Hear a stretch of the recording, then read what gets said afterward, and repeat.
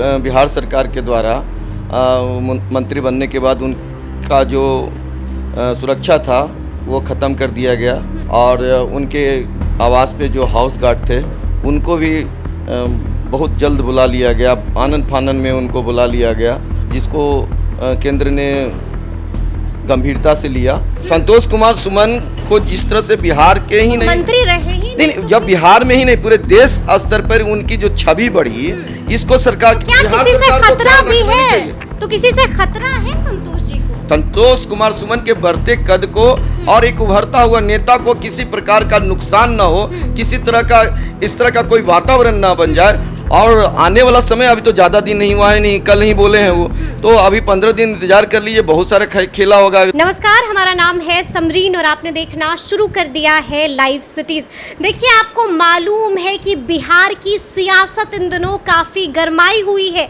आपको ये भी पता है कि हम के राष्ट्रीय अध्यक्ष यानी कि संतोष सुमन ने बड़ा बयान दे दिया था। उन्होंने दावा किया था कि आप रुकिए और देखिए कि किस तरह से महाराष्ट्र वाला खेल बिहार में होता है और 10 से 15 दिन के अंदर में तेजस्वी यादव मुख्यमंत्री बन जाते हैं। और आज की ताज़ा खबर ये है, बड़ी बात ये है कि संतोष सुमन को केंद्र की तरफ से वाई श्रेणी की सुरक्षा दे दी गई है। तो इस वक्त बातचीत करने के लिए इसी मौजू पर हमारे साथ मौजूद हैं हम के राष्ट्रीय प्रवक्ता अमरेंद्र कुमार जी। तो ये बताइए, संतोष सुमन ने कल ये बयान दिया और आज उन्हें केंद्र की तरफ से वाई श्रेणी की सुरक्षा मिल गई, ऐसा क्यों? देखिए, बिहार की राजनीति में संतोष कुमार सुमन एक उभरता हुआ नेता हैं और उसके बाद बिहार सरकार के द्वारा मंत्री बनने के बाद उनका जो सुरक्षा था वो ख़त्म कर दिया गया आनन फानन में, और उनके आवास पे जो हाउस गार्ड थे उनको भी बहुत जल्द बुला लिया गया, आनन फानन में उनको बुला लिया गया। और निश्चित तौर पे केंद्र सरकार को या आईबी का जो भी रिपोर्ट रहा हो, जिसको केंद्र ने गंभीरता से लिया और उसके बाद केंद्र सरकार ने डॉक्टर संतोष कुमार सुमन जो राष्ट्रीय अध्यक्ष हैं हम के, और उनको सुरक्षा को ख्याल में रखकर यह श्रेणी वाई श्रेणी की देने का निर्णय लिया है।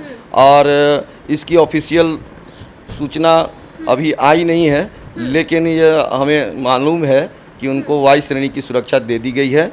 और बाकी जो है उसमें वाई है या वाई प्लस है, ये अभी वक्त बताएगा। यानी कि आप संतोष सुमन चलेंगे तो पीछे पीछे कमांडोज भी होंगे।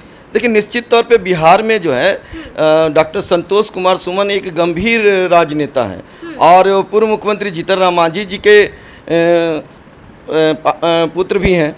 और पुत्र होना अलग बात है, जिस तरह से वो बिहार की राजनीति में एक युवा के रूप में एक दलित समाज के बड़े नेता हैं और केंद्र को ये लगा कि इनकी सुरक्षा अति आवश्यक है, जो कि बिहार सरकार के द्वारा अनदेखी की जा रही है। तो एक उभरता हुआ नेता को, एक दलित नेता को किसी प्रकार की समस्या न हो, इसको लेकर उनकी सुरक्षा की। देखिए, आप तो ये कह रहे हैं कि सुरक्षा का ख्याल रखा गया है, लेकिन चर्चाएं तो बहुत होती हैं अमरेंद्र जी। चर्चाएं तो ये भी हो रही हैं कि जो भी बीजेपी के करीब जाता है, जिसकी भी मुलाकात बीजेपी वालों से होती है। देखिए, आपने पहले भी देखा कि मुकेश सहनी की जब मुलाकात हुई, चिराग पासवान की मुलाकात हुई, फौरन से बीजेपी उन्हें सुरक्षा दे देती है। और अब तो महागठबंधन का साथ छोड़ चुके हैं हम, और अब तो एनडीए में शामिल भी हो गए, तो इसको राजनीतिक तौर पर भी देखा जा रहा है। देखिए, ये जो बीजेपी के साथ जाएगा उसको ऐसे ही खुश कर दिया जाएगा। ऐसा कुछ नहीं है।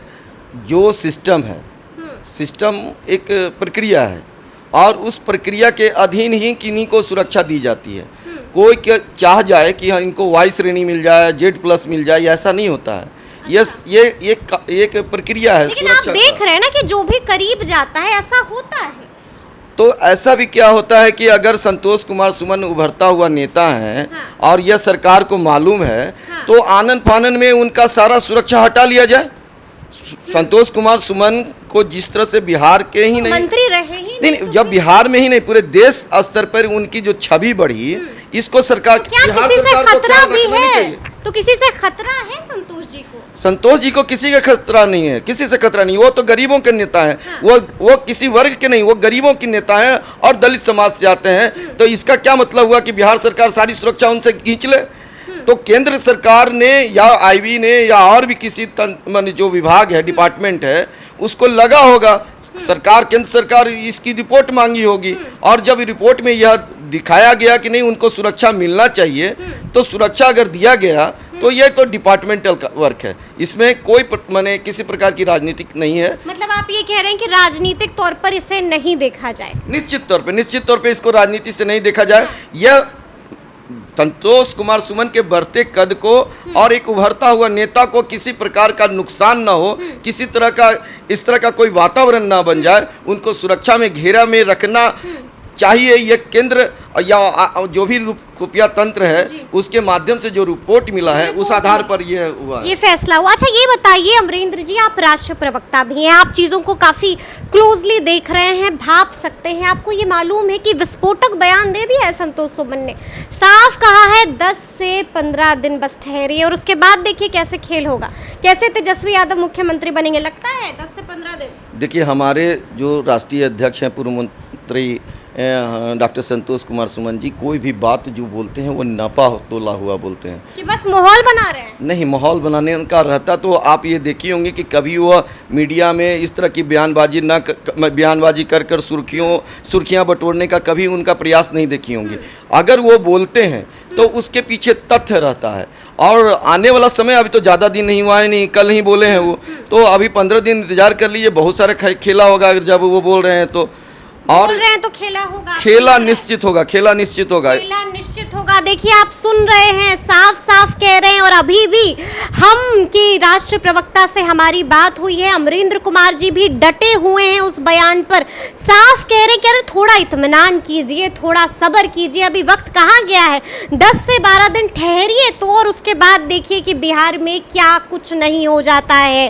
तो अब पूरी बातचीत आपको कैसी लगी है कमेंट करके हमें ज़रूर बताइएगा। तो इस तरह के तमाम अपडेट्स के लिए ऐसे ही हमारे साथ बने रहिएगा और देखते रहिएगा लाइव सिटी। शुक्रिया। बिहार सरकार के द्वारा मंत्री बनने के बाद उनका जो सुरक्षा था वो ख़त्म कर दिया गया, और उनके आवास पे जो हाउस गार्ड थे उनको भी बहुत जल्द बुला लिया गया, आनन फानन में उनको बुला लिया गया, जिसको केंद्र ने गंभीरता से लिया।